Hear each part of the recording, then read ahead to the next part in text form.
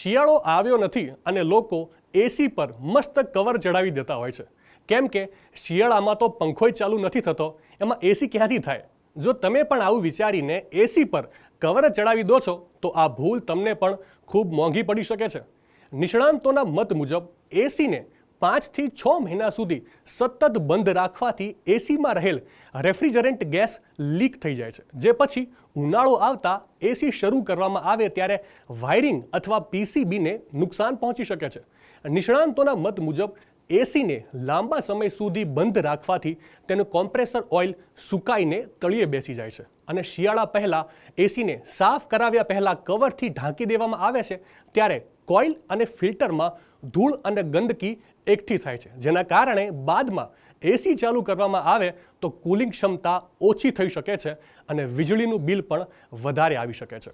મિત્રો, નિષ્ણાંતોના મત મુજબ શિયાળામાં એસી બંધ કરતા પહેલાં ફિલ્ટર કાઢી નાખો, તેને પાણીથી સારી રીતે ધોઈ લો અને સુકાઈ ગયા પછી તેને ફરીથી ઇન્સ્ટોલ કરો. તમે સોફ્ટ બ્રશ અથવા વેક્યુમ ક્લીનરનો ઉપયોગ કરીને ઇન્ડોર અને આઉટડોર યુનિટના કુલિંગ કોઇલ પણ સાફ કરી શકો છો, જેનાથી આગામી સિઝનમાં સર્વિસની જરૂર નહીં પડે અને સમયાંતરે થોડી વાર સુધી એસીને ચાલુ રાખો, જેથી નુકસાન થવાથી બચી શકાય છે. માહિતી સારી લાગી હોય તો રીલને વધારે શેર કરજો અને આવી જ અવનવી માહિતી માટે સંદેશ ડિજિટલ સાથે જોડાયેલા રહેજો.